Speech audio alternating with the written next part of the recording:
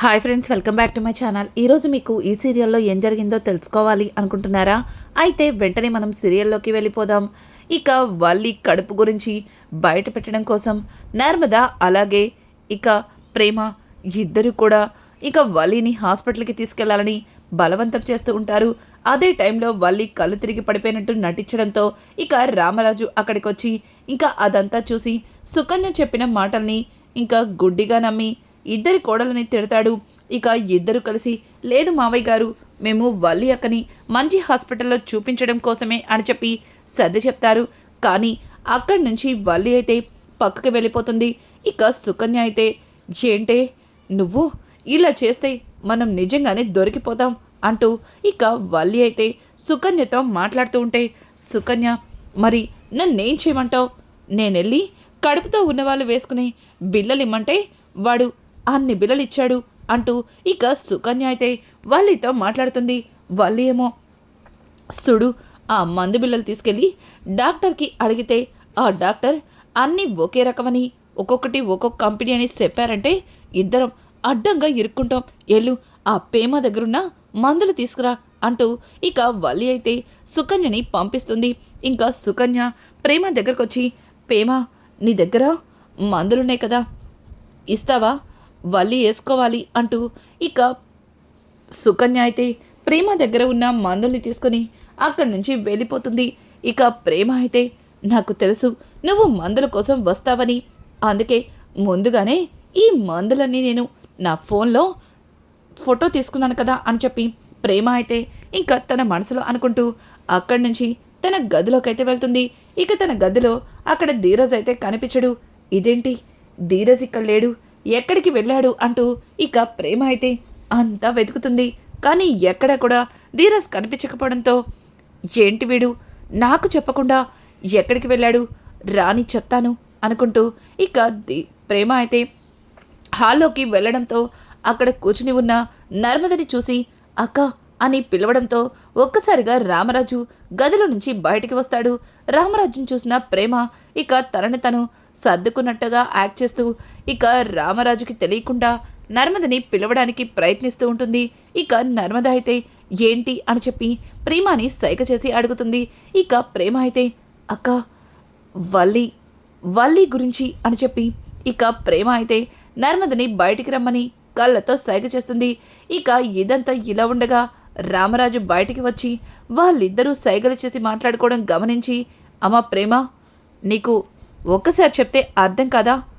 గీత గీసాము అంటే అటు ఉన్న వాళ్ళకి మనకి ఎటువంటి సంబంధం లేదని, అట్లాంటి వాళ్ళతో మాట్లాడకూడదు అని. కానీ నువ్వు మాత్రం నేను చెప్పిన మాటల్ని పెడచెవున పెట్టి పదే పదే ఆ గీత దాటి అటు వెళ్ళాలి అనుకుంటున్నావు, అలాగే ఆ మనుషులతో మాట్లాడాలి అనుకుంటున్నావు అని అంటుంటే ఇక ప్రేమ అయ్యో అలా మాట్లాడతారండి మావయ్య గారు, ఇందులో నర్మదక్క చేసిన తప్పేంటి?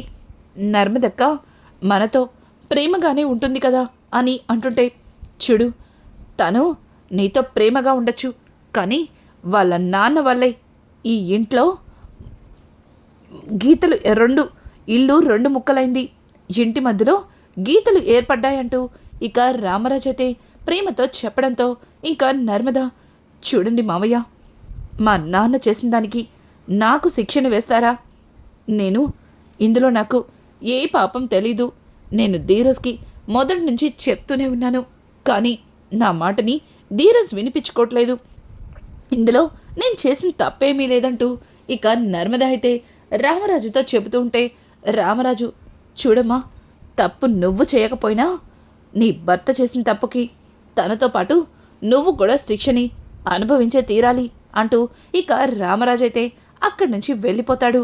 ఇక ప్రేమ అయితే నర్మద దగ్గరగా వచ్చి అక్క నువ్వేం బాధపడకు, త్వరలోనే ఈ గీతలు చెరిగిపోతాయి, అలాగే నేనిప్పుడు మాట్లాడద్దు అంటున్న మావయ్య గారే నోరారా నర్మద అని పిలుస్తారు అంటూ ఇక ప్రేమ అయితే నర్మదకి నచ్చ చెప్తుంది. నర్మద ప్రేమ మాటలకి ఏంటి నాకే నచ్చ చెప్తున్నావా, అంత పెద్దదానివైపోయావా, సరే కానీ ఏంటి దేని గురించో చెప్తున్నావు అని అంటుంటే చూడక్క ఆ వల్లి టాబ్లెట్స్ చూపించింది కదా, వాటి మీద నాకెందుకో అనుమానంగా అనిపించి ఫొటోస్ తీసుకున్నాను, వాటిని నా ఫ్రెండ్కి పంపించాను. తనిప్పుడు మెడికల్లోనే చేస్తుంది.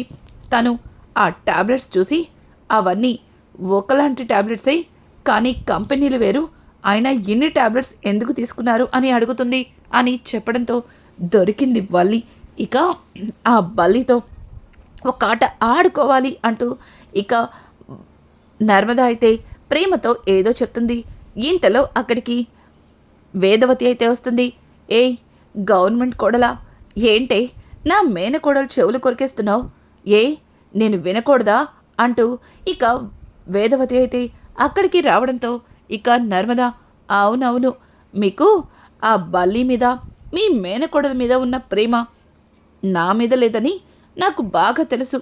ఇంటి మధ్యలో గీత గీసి మమ్మల్ని సపరేట్గా ఉండమని మావయ్య గారు చెప్తే అయ్యో తప్పు చేసింది వాడు, ఆ అమ్మాయి ఏం తప్పు చేసిందని ఒక్క మాట కూడా మాట్లాడలేదు, కనీసం నన్ను వెనకేసుకురాలేదు అంటూ ఇక నర్మద మాట్లాడుతుంటే, ఒసై ఏంటే అలా మాట్లాడుతున్నావు? చూడు, నువ్వు ఏ తప్పు చేయకపోయినా నువ్వు మీ నాన్న సాగర్ చేసిన పనికి నువ్వు శిక్షని అనుభవిస్తున్నావని నేనెంతగా బాధపడుతున్నానో నీకు తెలీదే, నన్ను ఇలా మాట్లాడుతున్నావు అని అంటుంటే ఇక నర్మద అయితే, అవునవును, నా మీద అంత ప్రేమ ఉంటే నా కోసం మావయ్య గారితో ఒక్క మాటన్నా చెప్తారు.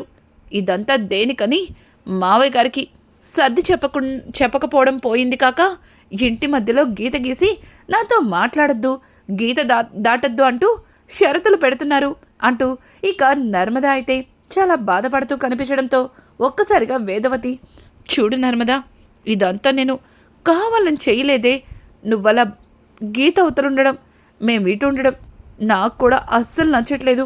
అవును, ఇంతకీ ఏమన్నా తిన్నావా అని అంటుంటే, అదొక్కటే తక్కువ, మీ అబ్బాయి సరుకులు తీసుకుని సాయంత్రం వస్తాను అన్నాడు, అప్పటి వరకు బయట ఏదో ఒకటి తినమని ఉచిత సలహా ఇచ్చి మరీ వెళ్ళాడు అని చెప్పడంతో, అయ్యయ్యో, అయితే నువ్వేం తినలేదుగా, అయినా వాడి మాత్రం తెలీదు, బండ సన్నాసి, ఏం తినవని, ఉండు నీకోసం నేను ఏదన్నా చేసి తీసుకొస్తాను అని అంటుంటే, ఉండవే నీకోసం ఏమైనా తీసుకొస్తాను అంటూ ఇక వేదవతి లేవబోతుంటే ఇంకా నర్మద, ఇప్పుడు మీరెళ్ళి నా కోసం ఏదన్నా చేసి తీసుకొస్తారు, ఇంతలో మీ బల్లి కోడలు బయటికి వచ్చి ఈ విషయం మొత్తాన్ని కూడా మావయ్య గారికి చిన్న సైజు స్క్రీన్ వేసి మరి చూపిస్తుంది, ఏం అక్కర్లేదు, నాకేమీ ఆకలిగా లేదు అంటూ ఇక నర్మద అయితే వేదవతితో మాట్లాడుతుంటే, వేదవతి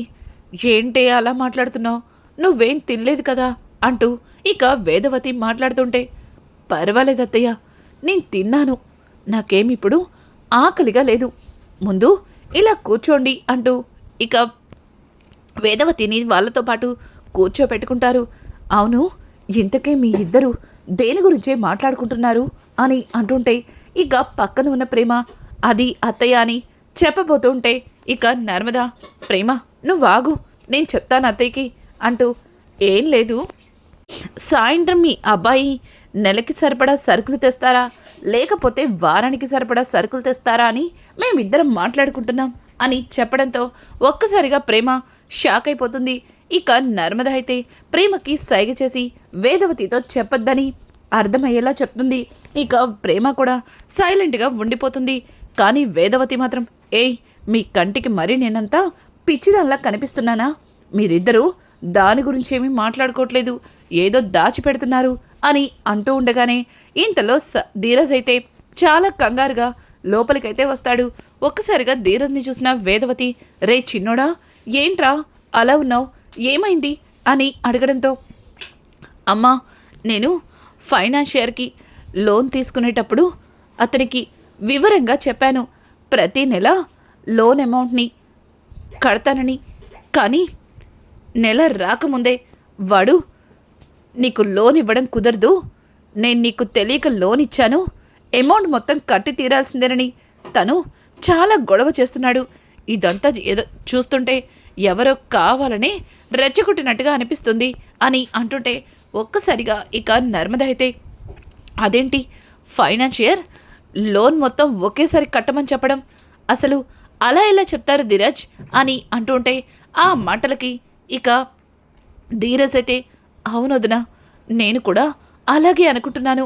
ఇప్పుడు తీసుకున్న లోన్ అమౌంట్ మొత్తం క్లియర్ చేయమని, లేకపోతే నా దగ్గరున్న కారు తీసుకుంటానని వాడు నానా గొడవ చేస్తున్నాడు. నాకేం అర్థం కావట్లేదు.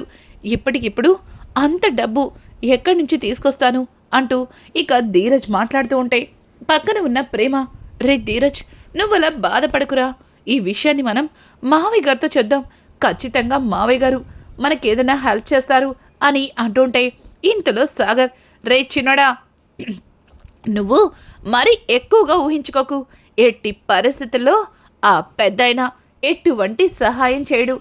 ఆయన మనం బాధపడుతుంటే చూసి ఆనందపడతాడు కానీ మనకి సహాయం అయితే అస్సలు చేయడు అంటూ ఇక సాగర్ అయితే ధీరజ్తో మాట్లాడుతూ ఉంటే ఒక్కసారిగా పక్కన ఉన్న నర్మద, సాగర్ ఏమంటున్నావు, మావయ్య గారు ఎందుకు అలా చేస్తారు అని అంటుంటే, అయ్యో నర్మద ఆయన అలా చెయ్యకపోతే మనం ఇలా ఇంటికి మధ్యలో గీత గీసుకొని వాళ్ళతో పాటు సపరేట్గా ఉండాల్సిన అవసరం ఏముంది చెప్పు. చూడు ఆయన పద్ధతే అంతా, కావాలంటే వస్తారుగా, వచ్చిన తర్వాత మాట్లాడండి. మర్చిపోయాను, రే చిన్నోడా ఎంతైనా మీ నాన్నకి నువ్వు పెద్దోడంటేనే ఇష్టం, మీకోసం ఏదైనా ఇవ్వచ్చు, నాకు ఇవ్వకపోవచ్చు కానీ మీకిస్తాడులే అంటూ సాగర్ అయితే మరొక మాట మాట్లాడతాడు. ఒక్కసారిగా వేదవతి, రే నడిపోడా ఏంట్రా నువ్వు ఇలా తయారయ్యావు, నువ్వెందుకురా ఇలా మాట్లాడుతున్నావు, మీ నాన్న మీ ముగ్గురిని సమానంగానే చూస్తాడు, నువ్వే అనవసరంగా లేనిపోని ఆలోచనలు పెట్టుకుంటున్నావంటూ ఇంకా వేదవతి అయితే సాగర్కి సర్ది చెప్తుంటే, సాగర్ అమ్మా నాకిక ఏం వినాలని లేదు, నర్మదా ఇదిగో సరుకులు, బాగా ఆకలిగా ఉంది, ఉదయం బయట తిన్నది అస్సలు నచ్చలేదు, త్వరగా వంట చేస్తావా అంటూ ఇక సాగర్ అయితే కొన్ని సరుకుల్ని తీసుకొచ్చి నర్మద చేతిలో పెట్టి అక్కడి నుంచి వెళ్ళిపోతాడు.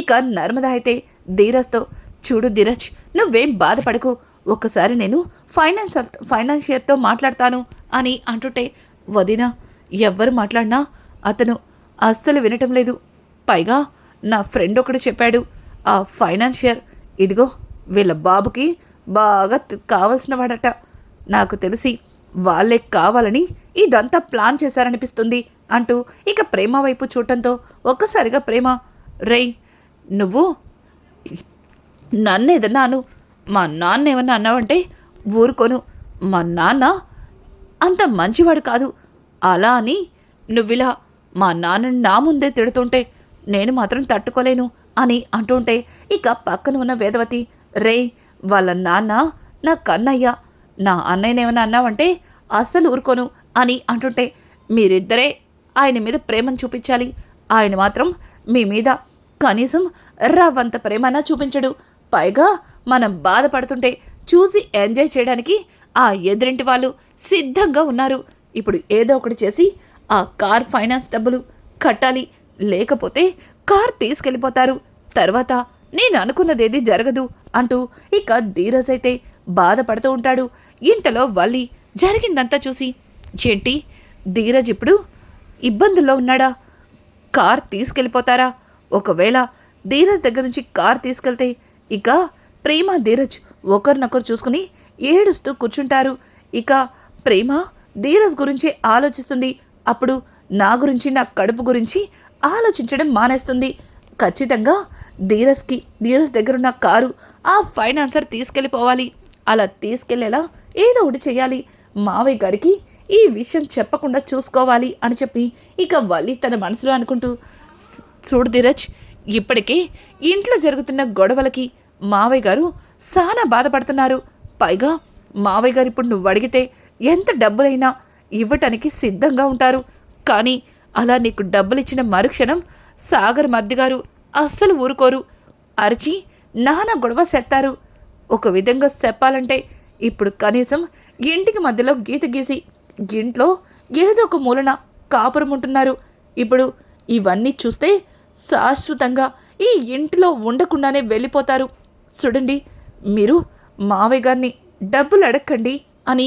అంటుంటే పక్కన ఉన్న వేదవతి, ఏయ్ వల్లి నీకేమన్నా మతిపోయిందా, ఆయన అడగకపోతే అంత డబ్బు వాడెక్కడి నుంచి తెస్తాడే? వాడు ఏమన్నా జాబ్ చేస్తున్నాడా? వాడికంటూ ఎవరైనా సహాయం చేసేవాళ్ళు ఉన్నారా? నువ్వు ఏం మాట్లాడుతున్నావో నీకేమన్నా అర్థమవుతుందా అంటూ ఇక వల్లిని కసురుకోవడంతో ఒక్కసారిగా వల్లి భయపడుతూనే అది అది అది కాదత్తయ్య గారు, ఇప్పుడు ఉన్న పలంగా మావయ్య గారిని సాగర్ అంతా డబ్బడి ధీరజ్ అంతా డబ్బడిగితే సాగర్ మళ్ళీ ఏం గొడవ చేస్తాడా అని భయంగా ఉంది అని అంటుంటే ఇక ధీరజ్ అయితే అమ్మా వదిన చెప్పేది కూడా ఒక విధంగా నిజమే. ఇప్పుడు నేను నాన్నని డబ్బు అడిగితే ఖచ్చితంగా కాదనకుండా నాన్న డబ్బులిస్తారు. కానీ నడిపోడు ఇందాకే అన్నాడు, విన్నావుగా, నన్నొకలాగా మమ్మల్ని ఒకలాగా చూస్తున్నామంటూ వాడు వేరు చేసి మాట్లాడుతున్నాడు.